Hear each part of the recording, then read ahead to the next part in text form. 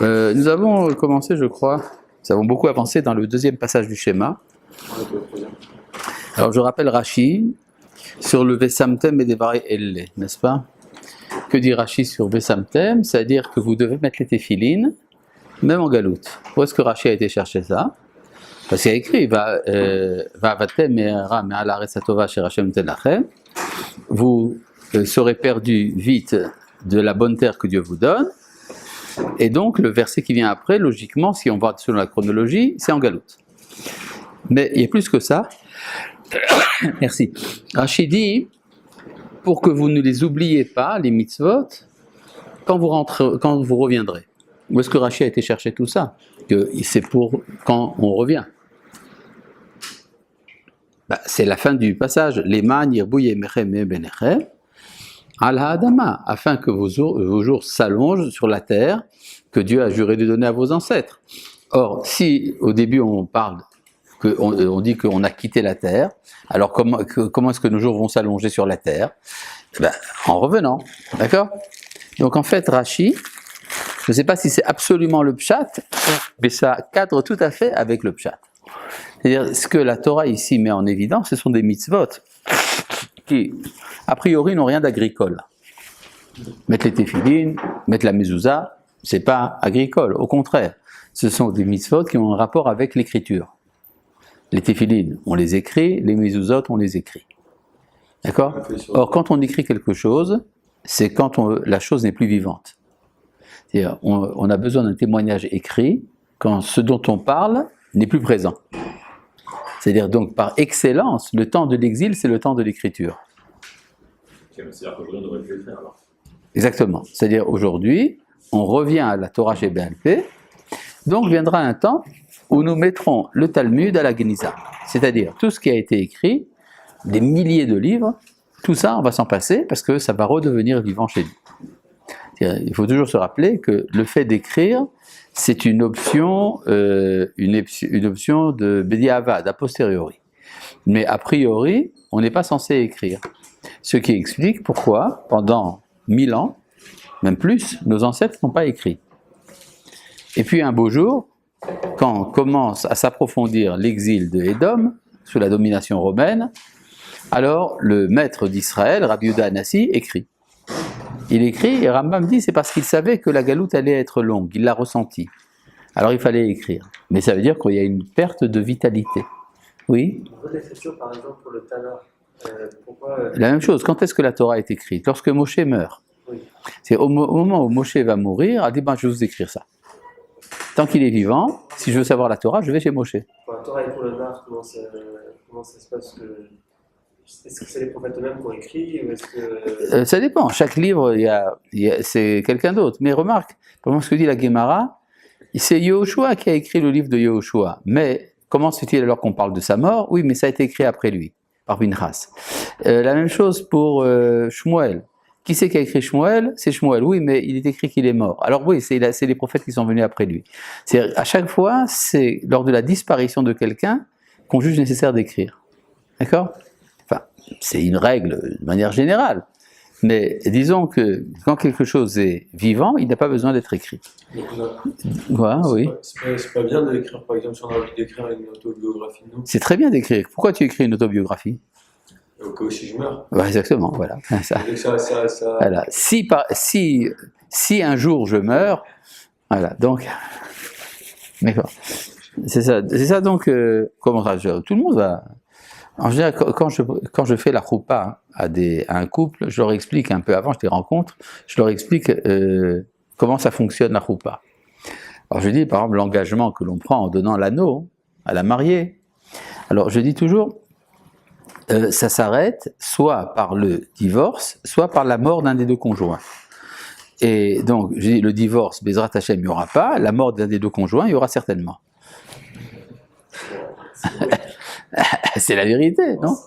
Oui. Plus tard possible, quoi. Bien sûr. Non, le fait que la mort est un scandale contre l'être humain, c'est une chose évidente. Le Rav Kook en parle d'ailleurs. Le Rav Kook parle très longuement dans Orot HaKodesh du fait qu'on ne devrait pas, se résigner à la mort. La mort est un scandale. Mais c'est une donnée. d'accord, dont il faut se libérer un jour. C'est la raison pour laquelle un jour on ne mourra plus. D'accord? Bon. Donc je revenais d'ici au texte de la Torah, oui, quoi? Aujourd'hui, mourir, entre guillemets, si on se dit que la personne n'est pas entre guillemets, Oui, mais la vie terrestre a disparu. C'est-à-dire, on est composé de deux éléments, d'un corps et d'une âme, et chacun va de son côté. D'accord? l'âme est encore là, quoi. Hein? L'âme est encore là, donc c'est pas vraiment une mort. Si, c'est la mort, c'est le corps et l'âme se sont séparés. C'est ça qu'on appelle la mort. La mort n'est pas une disparition, attention. Souvent, dans la société moderne, on considère que la mort est une disparition. Non, c'est une séparation. D'accord? C'est pas sympa d'être séparé. D'accord? Allez, bon. Oui. Hein? Le mariage, il est que pour ce mois-ci. Ah oui, on a par exemple une femme qui était mariée, qui est devenue veuve, a le droit de se remarier, non? Alors, il y a une question qui, oui, bon, du point de vue de la Kabbalah, il y a beaucoup de choses, mais il y a une question posée par Rabbi Saadia Gaon. Rabbi Saadia Gaon demande dans Imunot Vedeot, qu'est-ce qui se passe si une femme s'est mariée 2 fois? Hein? Attendre un certain temps. Non, elle est veuve, elle se remarie, et après les 3 arrivent à la résurrection des morts. Chez qui est-ce qu'elle revient? Ah, bonne question, non? Ouais. Alors, Rav Saadia Gaon, qui ne manquait pas de sens de l'humour, donne 3 réponses. La première réponse, c'est qu'elle revient au premier. La deuxième, c'est qu'elle revient au deuxième. Et la troisième réponse, c'est que comme Moshe et Aaron seront là-bas, tu leur demanderas. Bon. C'est quoi votre réponse là sur cette question? Il y a 3 réponses possibles. Ah, ok. Soit au premier, soit au deuxième, soit comme Moshe et Aaron seront là-bas, tu leur demanderas. Si vous êtes là-bas, parce que- Hein? si vous êtes là-bas, on peut vous demander, non? Hein? Si vous êtes là-bas, on peut vous demander aussi ou pas? J'aurais demandé à Moshe, je pense que il est. Hein? Le Mashiach ou... Qui c'est qui donne la Torah? Voilà, bon. Donc je reviens ici au texte. Vesamtem et devarai ele alefrem anafshechem, kshartem otam leot al yetchem, ve'ayu lezotafot benenechem. En fait, c'est la réplique de ce qu'on a dit dans le premier passage. Velimatem otam et benechem daber bam, vous l'enseignerez à vos enfants pour en parler, bishivtera veitera, etc. Je reviens ici au dernier verset. Les ma'an yirbu yemechem ime benechem, afin que vos jours soient abondants, ainsi que les jours de vos enfants, sur la terre que Dieu a juré de donner à vos ancêtres, pour leur donner à eux, comme les jours du ciel sur la terre. C'est pas très clair. Si Dieu a juré de donner la terre à nos ancêtres, alors pourquoi il la donne à nous? Problème. Il a juré, il n'a pas tenu sa parole. Il a juré à nos ancêtres, c'est aussi de donner à leurs descendants. Donc c'est- Trop facile. La Guémara dit, c'est la preuve de la résurrection des morts. C'est-à-dire, ils doivent un jour en hériter, ils doivent prendre possession de la terre. Ils ne l'ont pas fait, nous le faisons à leur place en tant qu'héritiers, mais pour eux, ça ne s'est pas fait. Il y a écrit la tête, lahem. La Guémara dit, la Torah aurait dû écrire Asher Nishba Hashem Lavotechem, la tête, lachem. Or, il y a écrit lahem. Donc, il faut leur donner à eux. Mikan, l'Irtriat Amiti Minatora, c'est de là qu'on apprend la résurrection des morts dans la Torah. Alors, il y a tout un passage dans le traité de Sanhédrin à ce propos. Il y a une question qui est posée, c'est dans la page Tzadik Amoudbet, par les chrétiens à Rabban Gamliel. D'accord? Les chrétiens demandent à Rabban Gamliel, comment est-ce qu'on sait que Dieu ressuscite les morts? Maintenant, cette question, il faut bien comprendre qu'est-ce qu'elle veut dire. Est-ce que ça veut dire que les chrétiens qui ont posé la question à Rabban Gamliel ne croyaient pas en la résurrection des morts? Si, j'y crois, vu que... Ils y croient puisqu'ils disent que leur fondateur a ressuscité. On sait que c'est Dieu, mais c'est pas Dieu lui-même. Non, c'est pire que ça. Ça veut dire que pour eux, la preuve de la résurrection des morts, c'est la résurrection de Jésus. Il n'y a pas autre. Donc, ils disent à Rabban Gamliel, sans ça, tu ne peux pas savoir. Et Rabban Gamliel dit non, j'ai des preuves tirées du Tanakh. D'accord? C'est ça le débat. Et bon, il y a toute une histoire là-bas, il leur amène plusieurs preuves, et ils ne sont pas convaincus. Ils ont des objections à chacune des preuves, jusqu'à ce qu'il leur amène ce verset-là. Et là, ils ont accepté. Pourquoi ce verset-là est plus fort qu'un autre du point de vue des chrétiens? Parce qu'il parle de manière officielle, si vous voulez, du retour d'Israël à la terre. Or, le retour d'Israël à la terre, c'est la résurrection des morts. C'est-à-dire, une nation morte ressuscite. Donc, si une nation morte peut ressusciter, donc les morts aussi peuvent ressusciter.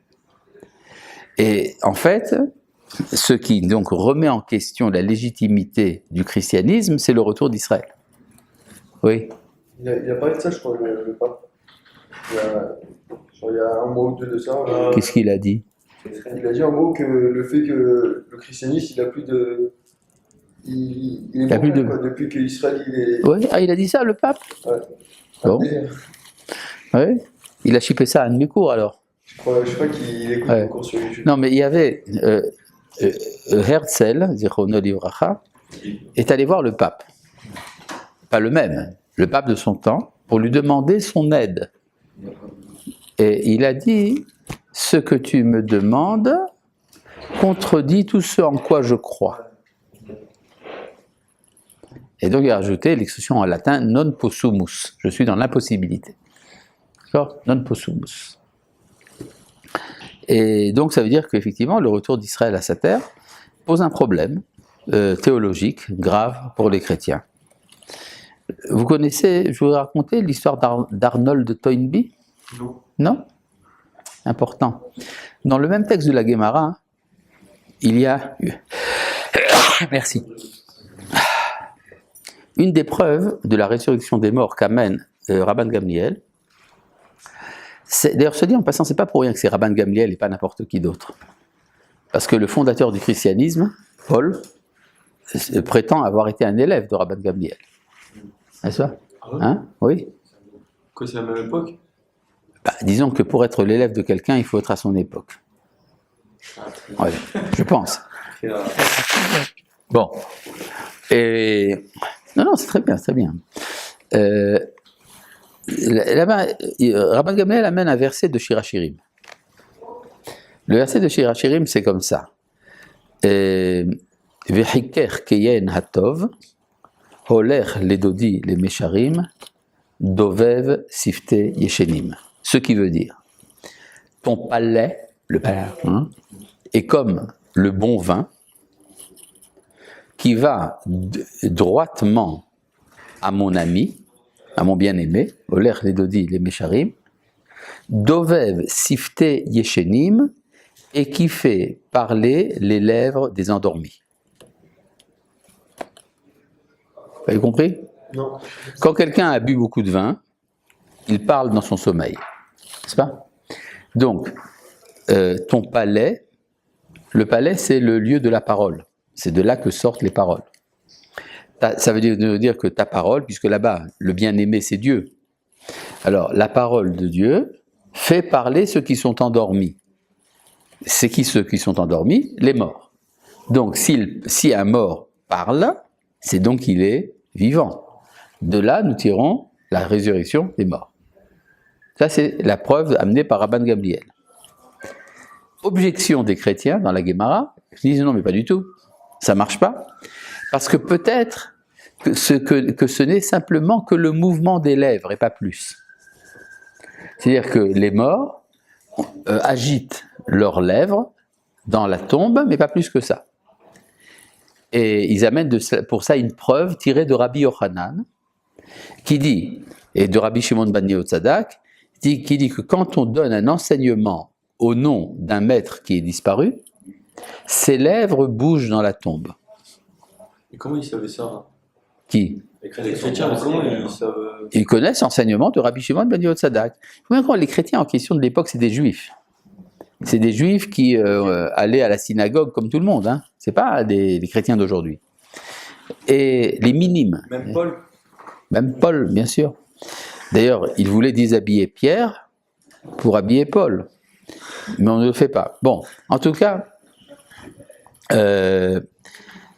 alors, ils disent, oui, mais c'est simplement un mouvement des lèvres. D'ailleurs, vous-même, vous dites que quand on cite un enseignement d'un maître, ses lèvres s'agitent dans la tombe.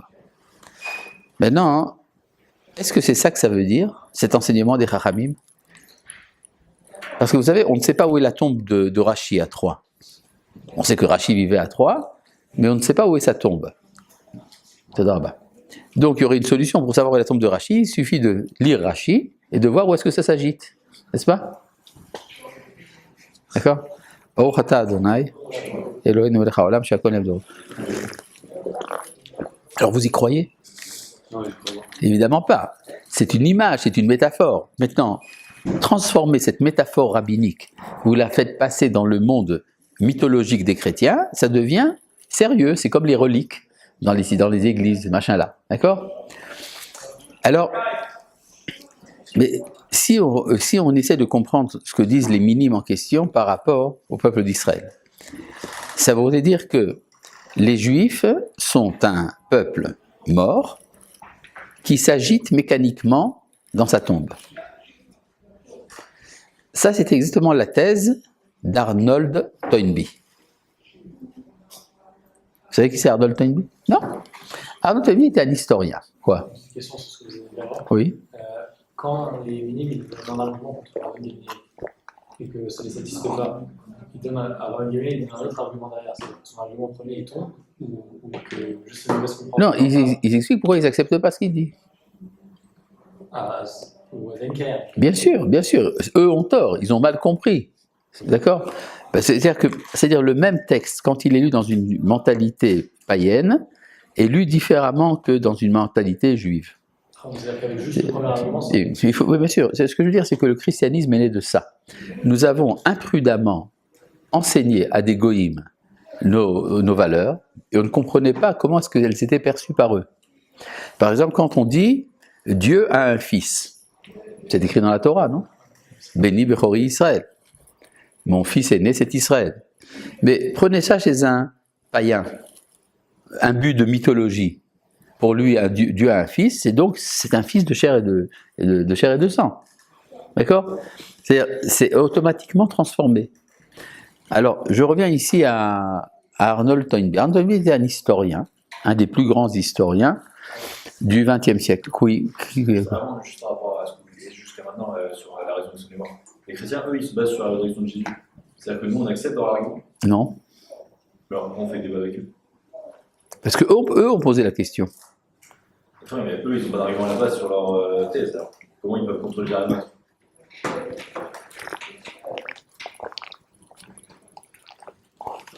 Leur argument, c'est qu'il n'y a pas de preuve de la résurrection des morts autre que celle de leur Messie. C'est ça qu'ils disent. D'accord? Alors voilà, donc Rabban Gamliel, lui, il dit non, il y a des preuves dans le Tanakh. Une des preuves, c'est le verset sur les lèvres de l'endormi. D'accord? Rabban Gamliel, il ne dit rien sur le fait que... Non, ne discute pas de ça.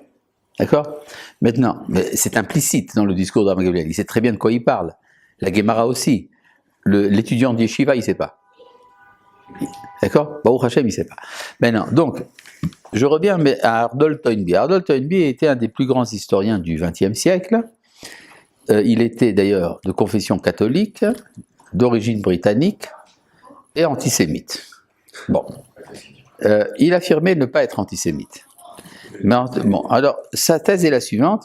Il a fait une étude très poussée sur 36 civilisations différentes pour essayer de dégager des règles de l'histoire. Comment est-ce que l'histoire avance?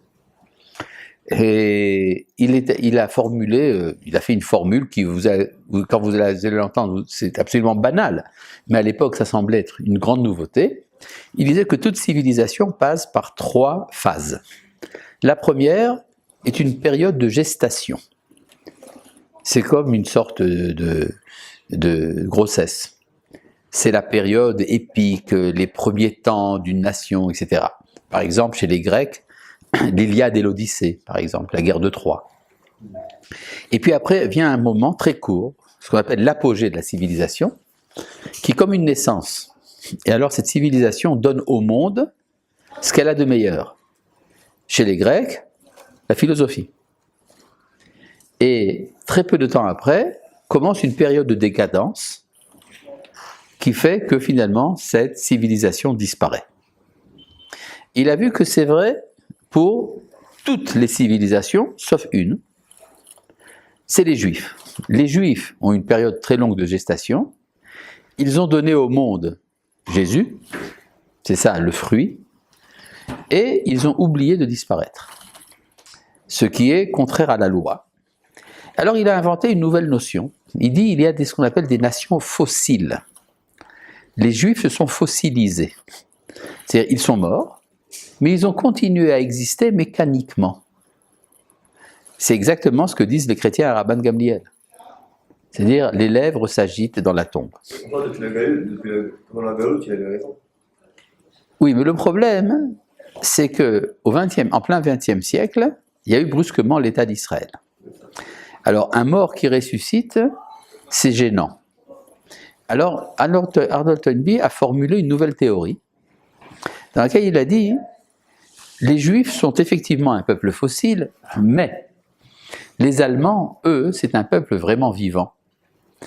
Et ils ont été cruels envers ce fossile, et donc ils ont injecté de la violence dans les veines de ce fossile, et cette violence est exercée contre les Arabes en Palestine.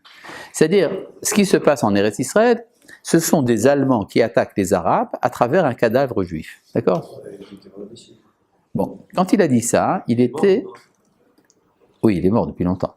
Quand il a dit ça, il était à Toronto, au Canada. Il y avait là-bas l'ambassadeur d'Israël, du jeune État d'Israël, Yaakov Herzog. Yaakov Herzog, c'est l'oncle du président actuel. Hein? Oui, le président actuel, Yitzhak Herzog. Son père, c'était... non, son père, c'était Chaim Herzog. Et son oncle, c'était Yaakov Herzog. Et le père de ses deux frères, donc le grand-père du président actuel, c'était le Rav Yitzhak Halevi Herzog. D'accord ? Lui-même fils du Rav Yoel Herzog, qui était le rabbin de la synagogue de la rue Pavée à Paris. Si ça vous intéresse. Mais enfin, bon, on ne va pas faire toute la généalogie. Et donc, Yaakov Herzog, outré par les paroles de Toynbee, le convoque à un débat public. Et ce débat public a été une victoire vertigineuse pour Yaakov Herzog. Il y a eu un grand Kiddush Hashem. Et Yaakov Herzog a fini son discours en disant « Lo amut ki echye » je ne mourrai pas, je vivrai. Ben, sa père Maaseya pour raconter la louange de Dieu. Voilà. Alors ça, c'est l'histoire. Maintenant, ce qui s'est passé après cette histoire-là. Arnold Toynbee n'est pas mort tout de suite. Ça lui a pris encore quelque chose comme une vingtaine d'années. Et pendant ce temps-là, même plus qu'une vingtaine d'années, je crois une trentaine d'années, et il a changé de position à nouveau. Et il a reconnu qu'il est possible que la présence divine soit encore chez Israël. D'accord ? C'est-à-dire, c'est exactement ce que dit la Gemara. Lorsqu'on l'a amené le verset de Lema, Nirbu, Yemechev, Yemechev, le verset qui parle du retour, c'est ça qui a convaincu les chrétiens de Rabban Gamliel. D'accord ? Maintenant, il y a un problème. Ça veut donc dire que la Gemara connaissait les discours d'Arnold Toynbee. Non, ça prouve une seule chose, c'est que moi je les connais. D'accord ? Bon. Ça, c'était donc pour le deuxième passage du schéma. Nous allons passer maintenant au troisième. Le troisième passage du schéma. Oui, quoi ? Une question comme ça. Vous avez fait exprès de les faire dans l'ordre ? S'il y avait un il y avait un... Quand on fait dans le désordre, c'est là qu'on pose la question pourquoi faire dans le désordre. Mais quand on fait selon l'ordre, c'est pas une question. C'est comme par exemple Rashi qui demande pourquoi est-ce qu'on a commencé par Bereshit. C'est-à-dire, pour une fois que quelqu'un commence par le commencement, tu demandes pourquoi il a commencé par le commencement. D'accord ? Non, là, justement, là-bas, la question dans Rashi est tout à fait pertinente. Mais enfin, bon. Hein ? La tienne, un peu. Oui, c'est pas la même chose. C'est pas Rashi. Bon. Passons donc maintenant au troisième passage. Le troisième passage vient en troisième place, parce qu'il y en a deux avant lui, donc ça fait le troisième. Ce troisième passage, il est tiré du livre de Bamidbar. Or, les deux premiers sont dans Devarim. Ça veut dire qu'en fait, les deux premiers relèvent d'un autre registre, celui de la proclamation de l'unité de Dieu. Beshorbecha, Uvkumecha, lorsque tu te couches et lorsque tu te lèves. Mais le troisième n'a rien à voir avec ça, c'est la paracha du Tzitzit, il est là pour le souvenir de la sortie d'Égypte. Or, il y a un commandement dans la Torah qui est qu'il faut se souvenir de la sortie d'Égypte tous les jours. Où est-ce que c'est écrit dans la Torah? Eh bien, Leman tizkor et yom tzetecha meretz Mitzrayim kol yemei chayecha, afin que tu te souviennes du jour où tu es sorti d'Égypte tous les jours de ta vie. Donc, il faut tous les jours de sa vie citer la sortie d'Égypte. Maintenant, il y a beaucoup de passages dans la Torah où on parle de la sortie d'Égypte. Pourquoi est-ce que les Chachamim ont choisi celui-là plutôt qu'un autre? Parce qu'il parle du tzitzit. Or, le tzitzit, il est dit dans la Torah, et vous vous souviendrez de tous les commandements. Vous srartem et kol mitzvot Hashem. Donc il y a un avantage dans ce passage-là par rapport à tous les autres passages qu'il a parlé de la sortie d'Égypte, parce qu'il inclut toute la Torah. D'accord? Oui. On a d'autres mitzvot qu'on doit se souvenir chaque jour. Est-ce que quand on lit Vayomer, on se souvient du coup de toutes les mitzvot possibles? Non. Non. À part ça, il n'y a pas d'autres. Il y a le tzitzit. Quand on porte son tzitzit, peut-être qu'on se rappelle aussi de... Oui, d'accord, mais le fait de le dire, c'est tizkor. Tizkor, en hébreu biblique, ça ne veut pas dire se souvenir seulement, c'est-à-dire se souvenir par la parole. C'est-à-dire mentionner la chose. D'accord? Et donc, il faut se souvenir de la sortie d'Égypte tous les jours de notre vie. Kol yemei hayecha. D'accord? Et donc, maintenant, pourquoi est-ce qu'on lit les deux premiers passages du schéma aussi bien le matin que le soir? Parce que la Torah dit Beshorbecha ou Kumecha. Qu'en est-il de la sortie d'Égypte? La Torah ne dit pas qu'il faut le faire 2 fois. N'est-ce pas? Donc on devrait, quoi qu'ici, pourquoi tu rigoles? C'est ça, donc c'est ça que la Mishnah dit, Yemei Chayecha et Kol Yemei Chayecha. Le mot Kol vient nous dire également la nuit. S'il y a quelque chose qui est en plus du jour, donc c'est la nuit. Ça, c'est l'opinion de Ben Zoma. D'accord? Amené dans la Haggadah de Pessah. Hein? Oui. Par contre, les Chachamim disent non. Les Chachamim disent on ne lit le troisième passage que le matin et pas le soir. Et le mot Kol vient dire les rabbot et la vie d'Imot HaMashiach. Ce qui veut dire que même au temps messianique, il faudra se rappeler de la sortie d'Égypte. Donc, si j'essaie de résumer, quelle est la halakha pour les Chachamim et pour Ben Zoma? Pour Ben Zoma, on lit, pour les Chachamim, on lit le matin les 3 passages et le soir que 2 passages. Aussi bien avant les temps messianiques qu'au temps messianique. C'est-à-dire les temps messianiques ne changent pas la halakha, étant donné qu'il y a écrit le mot kol. Jusque-là, vous me suivez? Oui. On n'a pas dit qu'au temps messianique, on voulait entre guillemets la première délivrance. Ça, c'est ce que dit Ben Zoma. Ben Zoma se base sur un verset de Yirmiyahu dans lequel il dit au temps messianique, on ne parlera plus de la sortie d'Égypte. Et donc, pour Ben Zoma, on lit les 3 passages le matin et le soir, mais uniquement avant les temps messianiques. Arrivent les temps messianiques, on supprime le 3e passage le matin et le soir. D'accord? Ce qui veut dire que du point de vue de Ben Zoma, le temps messianique transforme la halakha. Alors que, avant les temps messianiques, on parle de la sortie d'Égypte, à partir des temps messianiques, on ne parle plus de la sortie d'Égypte, il se base là-dessus sur un verset de Yirmiyahu. Oui, on a étudié ce texte dans la Gemara. Oui. Il ne dit pas que ça deviendra secondaire, la sortie d'Égypte. Ça, c'est ce que dit les Chachamim. C'est-à-dire quand les Chachamim répondent pour le verset de Yirmiyahu, ils disent comme ça. D'accord? Ce qui veut donc dire qu'il est important. Mais non, la halakha est comme qui? Comme Ben Zoma ou comme Chachamim? Comme? Celui qui dit les 3. C'est donc comme Ben Zoma. La halakha n'est pas comme Chachamim, mais elle est comme Ben Zoma. Ce qui veut dire qu'au temps messianique, on supprime le 3e passage. D'accord?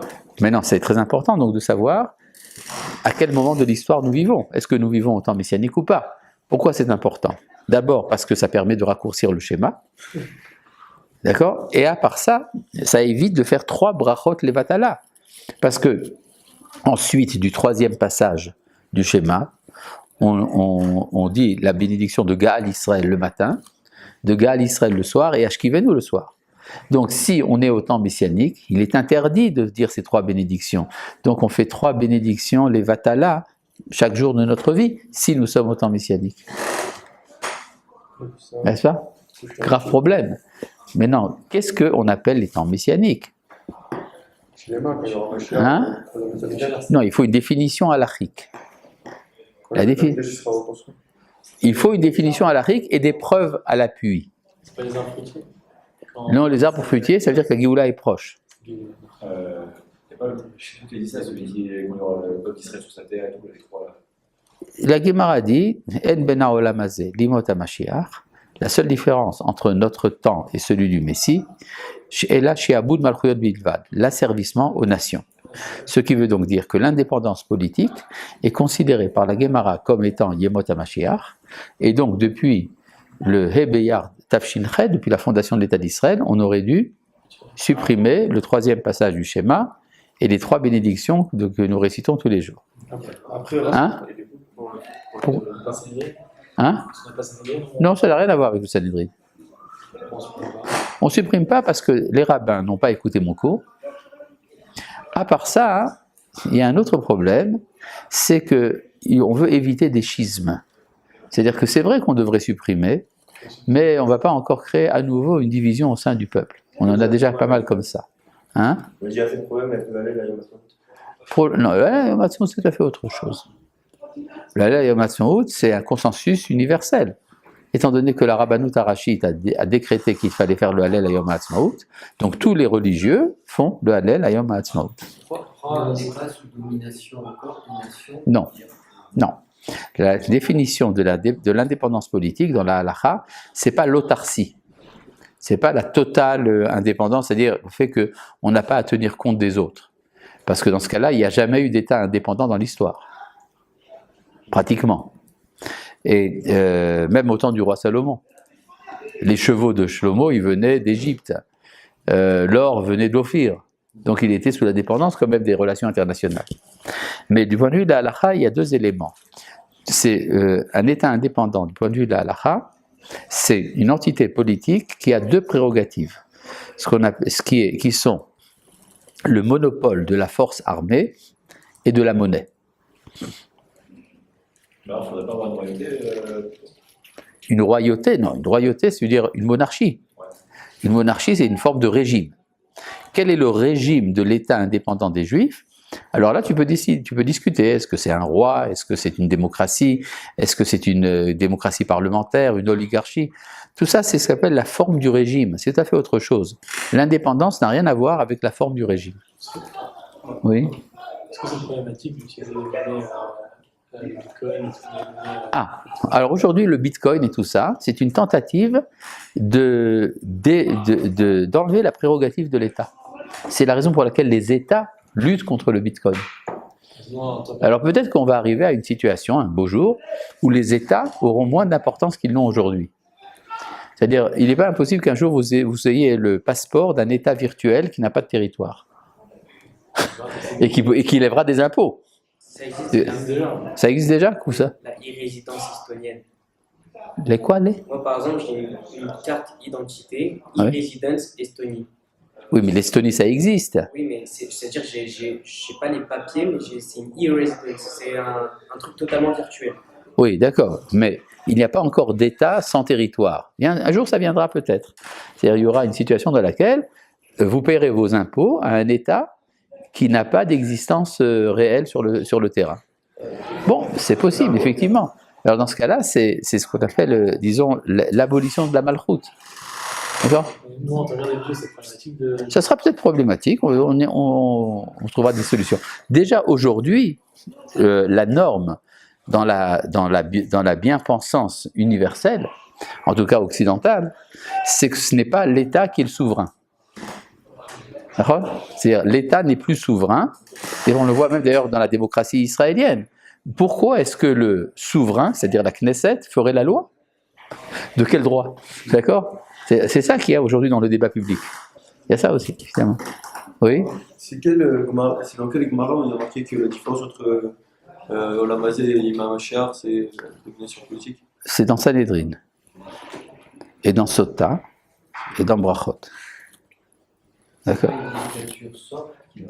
Ah oui, c'est ça, il y a un très grand danger. Aujourd'hui, il y a un danger, effectivement, d'une dictature extrêmement, en vérité, beaucoup plus forte que celle de la violence, absolument. Ça, je suis tout à fait d'accord.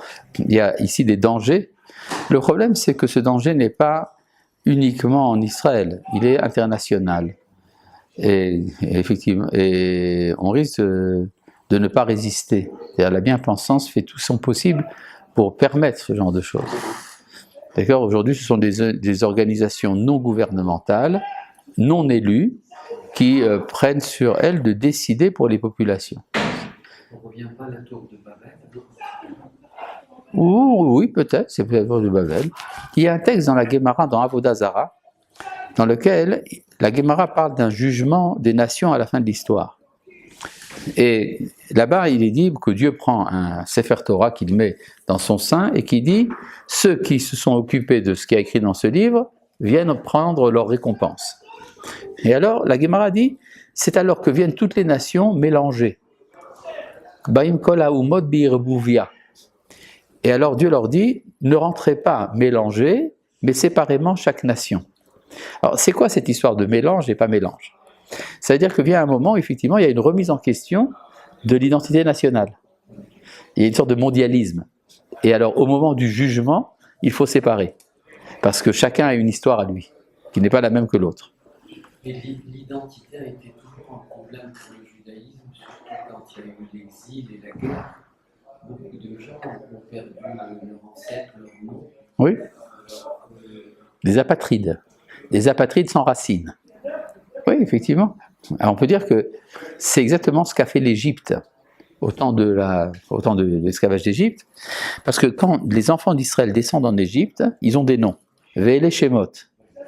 Et puis après, ils deviennent Béné Israël, et après ils sont appelés Ha'am, c'est-à-dire que l'Égypte fait disparaître les noms. Et au moment de la naissance du sauveur d'Israël, alors on dit un homme de la tribu de Lévi a pris une fille de Lévi. Ils n'ont pas de nom.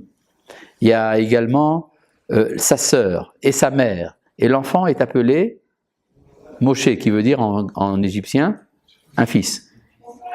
Un fils. C'est-à-dire, c'est un fils qui a pour nom fils. D'accord? C'est-à-dire, ça prend du temps jusqu'à ce qu'on retrouve le nom. Et lorsque Moshe arrive en Midian, alors il va épouser une femme qui a un nom, Tsipora. Il va avoir un enfant qui a un nom, et quand Dieu va se révéler à lui, pour lui dire de libérer Israël, il va demander à Dieu quel est ton nom. D'accord? C'est-à-dire, retrouver le nom, c'est retrouver l'identité. C'est-à-dire, il y a un passage par l'effacement. Et quand on a une identité affirmée, on dit mais c'est un présomptueux, on veut l'anéantir. Oui, bien sûr, c'est ça, c'est ça. C'est-à-dire, c'est ça tout le problème du cosmopolitisme, en fait. D'accord? Bon. Oui. C'est super bien alors, parce qu'on est des générations qui commencent à récupérer des noms juifs, etc. Oui. Alors qu'avant, nos parents, ils avaient des noms qui étaient français. Oui, bien sûr. Il y a toujours. Oui. Alors, Jean-Claude, il s'appelle, à la maison, on l'appelle comme ça, mais quand il monte à la Torah, on l'appelle comme ça. D'accord? Oui. Charles-André et autres choses. Oui. Pourquoi le schéma, on n'a pas besoin de Sanhedrin pour l'arrêter? On n'a pas besoin d'eux? Sanhedrin ou d'un. Non, si c'est une halakha. Si la halakha est qu'au temps messianique on arrête, cette halakha a été fixée il y a déjà 2000 ans. Par exemple, je sais pas, je pense que tu as mis les téphilines ce matin. De quel droit? Est-ce qu'un Sanhedrin t'a dit de les mettre? Il y a pas un moment... Non, la halakha a été fixée depuis longtemps. Ouais. C'est comme, par exemple, à Rosh Chodesh, tu dis le Hallel. De quel droit? Est-ce qu'il y a un Sanhedrin qui a fixé le Hallel pour ce mois-là? Non. C'est une halakha ancienne, et donc on l'applique. De même pour le Hallel de Yom HaAtzmaut. Quand il y a un changement par rapport au temps de la génération, certaines conditions qui changent, oui, les conditions changent. Par exemple, j'ai vu qu'aujourd'hui tu as écrit quelque chose. Or, il est interdit d'écrire Shabbat. Mais c'est pas Shabbat aujourd'hui. Donc, comme ça a changé, tu te permets d'écrire. D'accord? Quand viendra Shabbat, tu arrêteras d'écrire. Et tu demanderas à personne si les conditions qui ont changé justifient le changement d'halakha. D'accord? Oui. Quoi? Il me semble que dans la halakha messianique du Rambam, il dit qu'il faut reconstruire le Beth Amikdash, non? C'est vrai. Ok. C'est vrai. Mais est-ce que c'est ça la définition? Pourquoi est-ce qu'on ne construit pas aujourd'hui le Beth Amikdash? Très bonne question. Qu'est-ce que ça a à voir avec notre sujet? Ça a à voir avec l'histoire du schéma. Le schéma, vous avez dit on devrait l'enlever. Oui, c'est vrai. Oui, parce qu'on est en train d'étudier le schéma. Ouais, je sais pas, on n'est pas en train d'étudier les règles de la construction du Beth Amikdash. Je voulais me faire un kiff. Ah voilà, ben non. Bon. Mais alors, c'est tordu alors notre histoire. Hein? Si on considère qu'on est en temps messianique, mais que d'un autre côté on n'arrive pas à ce qu'il faut pour le temps messianique, on ne fait pas ce qu'il faut pour le temps messianique, on a un problème. Oui. Alors on fait quoi alors? Ben, on continue à faire le schéma, trois passages, les brachot, etc. Et les brachot de Hazot de temps. Ouais. Ça dérange personne. Ça dérange personne, j'ai pas l'impression que ça dérange quelqu'un, même moi ça ne dérange pas. Ça dérange personne. C'est bon. Bon. Donc je reviens ici au troisième passage du schéma, Vayomer Hashem el Moshe des morts. Donc il y a ici le passage qui parle de la sortie d'Égypte, et pour y arriver, on passe par les tzitzit. D'accord? Le tzitzit. Non, le tzitzit, c'est quoi? C'est des fils qu'on rajoute, que l'on noue, au coin des vêtements. Un coin, c'est quoi? C'est le dernier bout, n'est-ce pas? Et un vêtement, c'est quoi? C'est ce qui recouvre notre corps, c'est-à-dire ce qui est loin de nous-mêmes. Et le corps, c'est quoi? C'est ce qui recouvre l'âme. Donc, on peut dire la partie la plus éloignée de l'être humain, c'est le coin de son vêtement. D'accord? Et le coin du vêtement, c'est donc ce qui est le plus éloigné de l'origine. Or, qu'est-ce qui se passe? Dans le coin du vêtement, on met un fil d'azur, le techelet. Le techelet, c'est le témoignage de l'infini. D'ailleurs, c'est déjà que vient le mot techelet, qui veut dire aspiration, languissement, n'est-ce pas? Klot hanefesh. D'accord? Kalta lecha nafshi. Mon âme aspire à toi. Les chalot. D'accord? Comment? Ça veut dire aussi détruire, mais ça veut dire également espérer. Et donc, ça veut dire il y a ce qu'on appelle la soif métaphysique qui nous relie avec l'infini. Elle se manifeste à l'extrémité la plus extrême de notre être, qui est le coin du vêtement. D'accord? Donc ça met en rapport le début et la fin. D'où l'importance du techelet.